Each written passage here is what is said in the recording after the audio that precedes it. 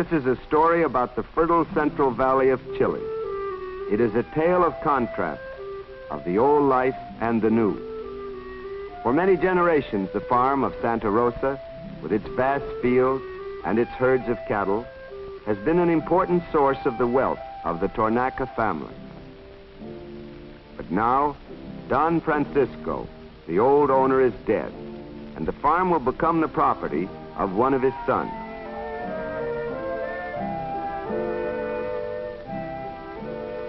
Don Francisco is a kind and generous employer. An old family servant goes to the altar of the chapel and lights a candle in his memory.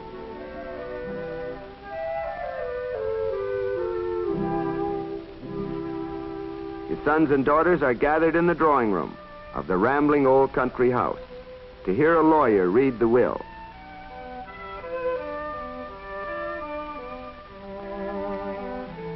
The inheritance is divided. Roberto, the older son, is given the larger of his father's properties, a ranch or fundo known as San Miguel.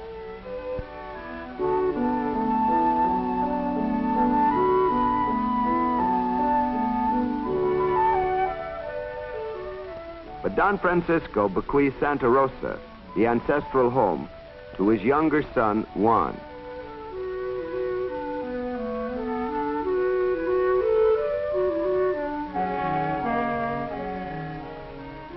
"400 acres sown in wheat is only a fraction of the fundo which Juan inherits from his father. To Juan go also the cattle and pastures which reach back into the foothills of the Andes. In primitive mud houses like these live hundreds of workers and their families. So many, in fact, that long ago the landlord erected a chapel for them. The house, more than 200 years old, is almost hidden behind vines.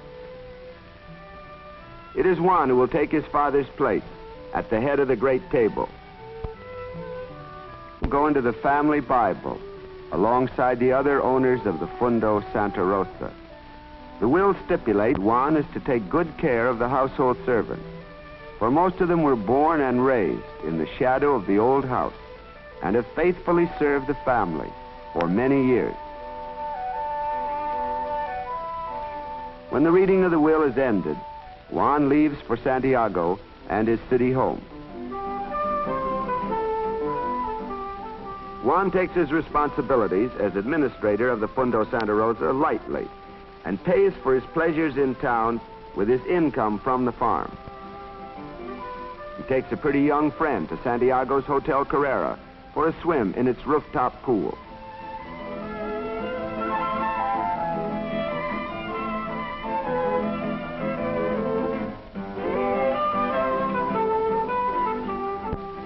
And while its youthful owner remains in Santiago and neglects the farm, life at Santa Rosa goes on in the old way. The flowers and shrubs in the family garden are kept beautiful for a young owner who seldom sees them.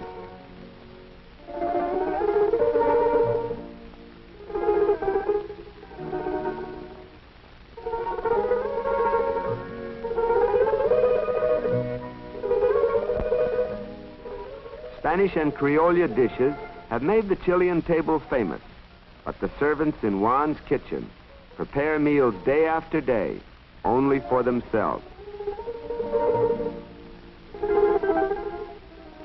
For Juan, like too many Chileans who have inherited agricultural riches, is an absentee landlord. Almost all of Chile's arable land is in single great landholdings, from 5,000 to 50,000 acres, in vivid contrast to the small farms of North America, where the owner and his family do most of the work. Most of the workers in Chile know no other way of life than this. They do not dream of any great advance for themselves, because for 200 years or more, they and their forefathers have lived on the same estate.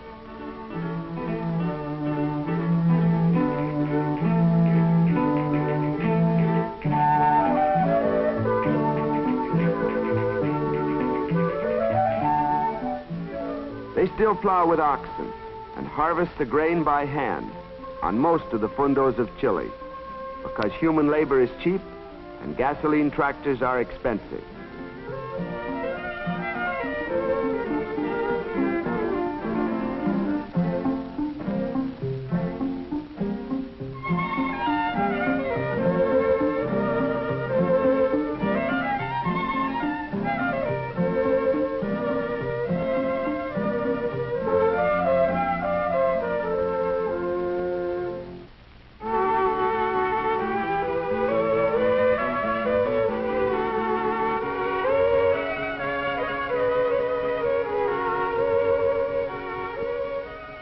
Don Roberto, the older son, has not been contented with these antiquated methods. He represents an entirely new element in Chilean agriculture. He looks over some of the 15,000 acres which comprise his heritage, the Fundo San Miguel. He attended the State Agricultural College at Ames, Iowa, and he is determined to put into practice some of the methods of modern agriculture which he learned there. He explains his projects for improvements to his foreman.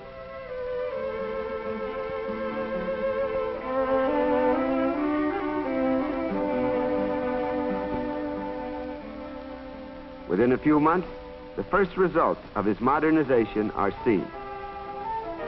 The traditional oxen used for plowing have been replaced by tractors. The saving in time and labor has enabled him to put an additional 1,000 acres under cultivation. Fertile land never used before. But even though threshing machines replace horses, and Don Roberto doubles his crop of wheat, still Chile must import food from the outside to feed her people.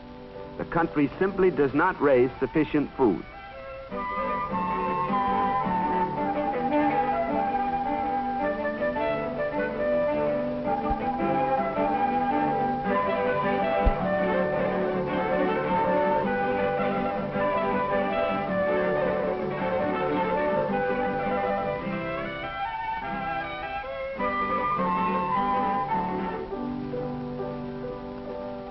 Don Roberto also makes improvements in the irrigation system.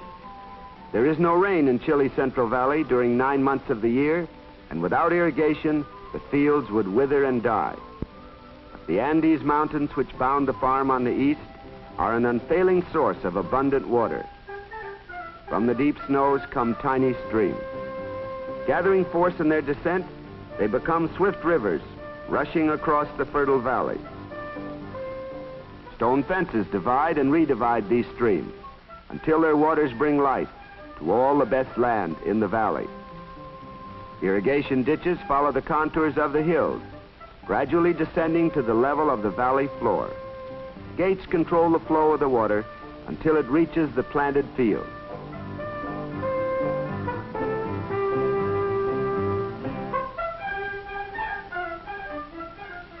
An important innovation at San Miguel was the planting of hemp, which is widely used for making cording and rope. Don Roberto realized that hemp could become an important cash crop for Chile.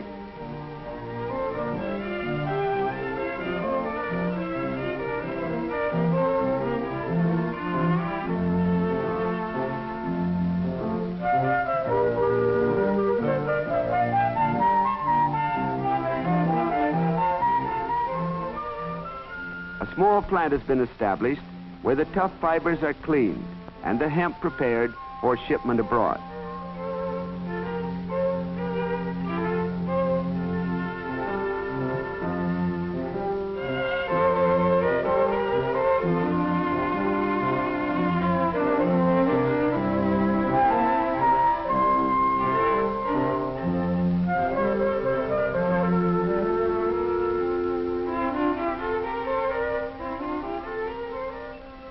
Don Roberto's fine herd of cattle is producing milk which is later dried in this modern plant and sold in powdered form throughout Chile.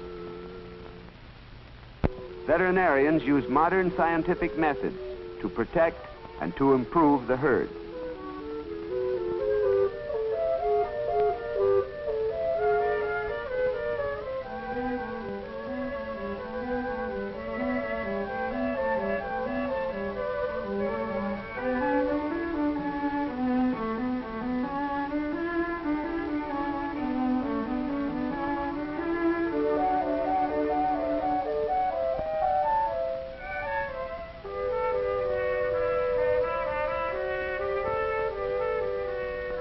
Each pedigreed animal has its own production chart.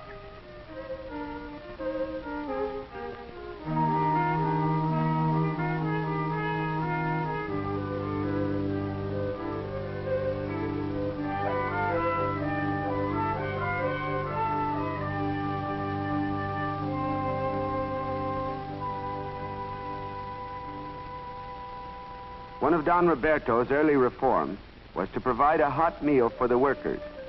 In a central kitchen, rich vegetable soup has been prepared and is carried to the workers in the field.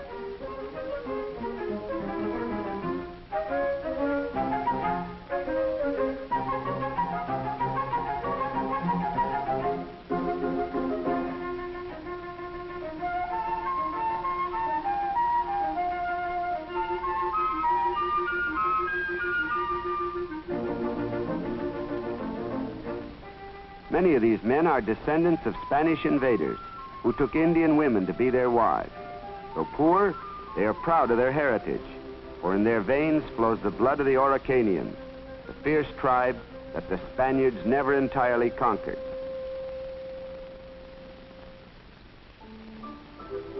Don Roberto, however, is interested in more serious reforms, for most agricultural workers in Chile live in unhealthy shacks, like this one.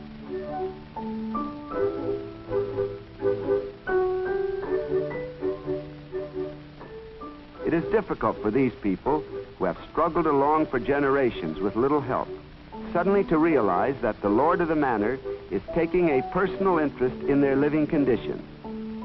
His offer to build a new house for this worker and his family meets with some skepticism. With an architect, Don Roberto examines the plans and then the model of the new house. 20 of them have already been built, but it will be some years before all his farm workers can be properly housed. Constructed largely with materials produced on the farm, these houses can be built cheaply and quickly. A few people in Chile dream of the day when all farm workers will have housing like this. On this Fundo, each worker receives a 2-acre tract of land. He gets a little time, morning and evening, to work in his own garden and thereby earn a little extra money. For in Chile, even on a progressive Fundo, wages are low and leave little money for shoes and clothing. Primarily, the garden is for their own table, and most of the land is sown in potatoes and beans, carrots and peas.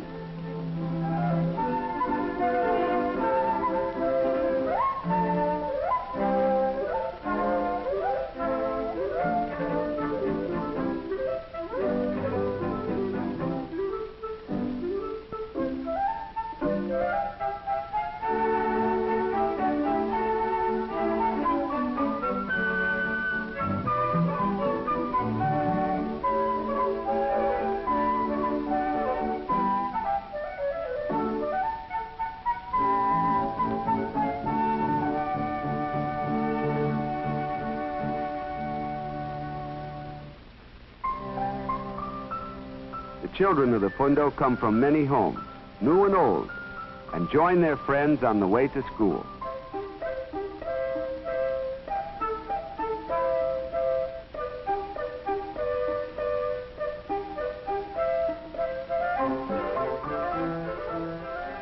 The Fundo extends over many square miles, so some pupils come by mule and on horseback. The Chilean law provides for compulsory education, but many landlords have ignored the law or provided a bare minimum. The girls wear white smocks for their school uniforms, and the boys blue denim.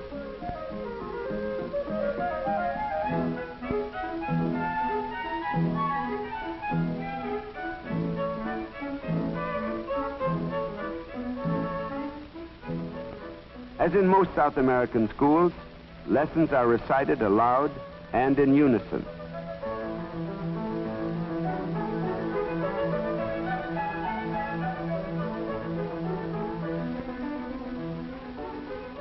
In history class, a boy completes a drawing of the Chilean flag as the teacher explains the significance of the 18th of September, the Chilean national holiday. Free lunch is prepared for all the children. Today's dish is cazuela, a favorite Chilean stew or soup.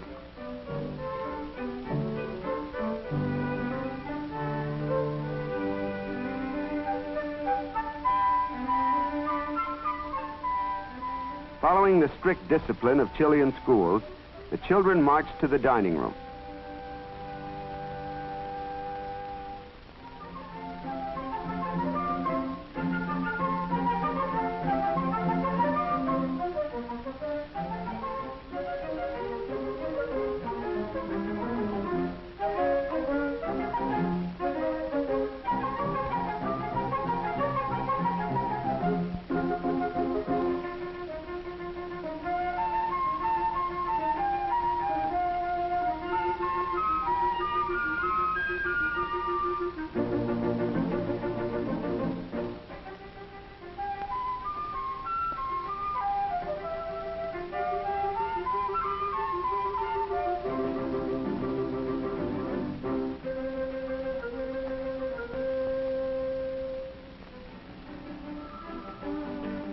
Most fundos do not have a doctor or a trained nurse, but San Miguel has a modern clinic where a doctor is in attendance twice a week and where farm mothers bring their babies for treatment. Working women may leave their children here during the day.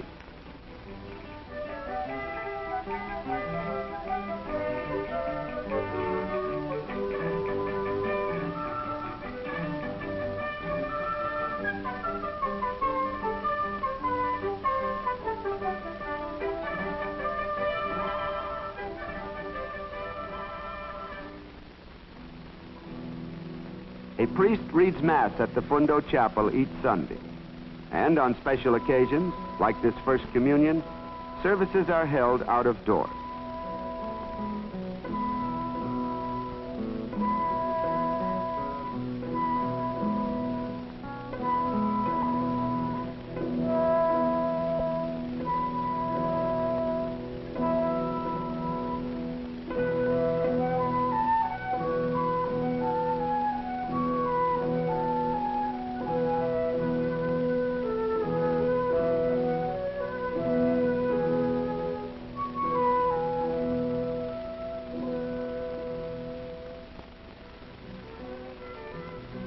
Only a few years have elapsed since Don Roberto took charge of the Fundo San Miguel.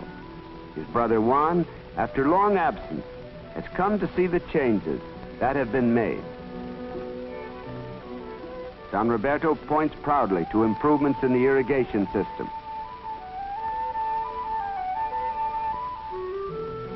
His prize imported bulls are brought out for his brother's admiration. He demonstrates an improved variety of wheat.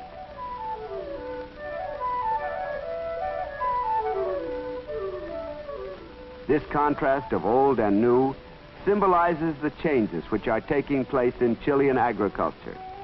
Most large landholders are satisfied with antiquated farming methods and prefer to administer their farms in Santiago. But others like Don Roberto have caught the spirit of progress which characterizes modern Chile. To their employees, they are giving better working conditions, and to their country a sounder agricultural economy, so that Chile, in years to come, will be able to feed her own people and feed them well.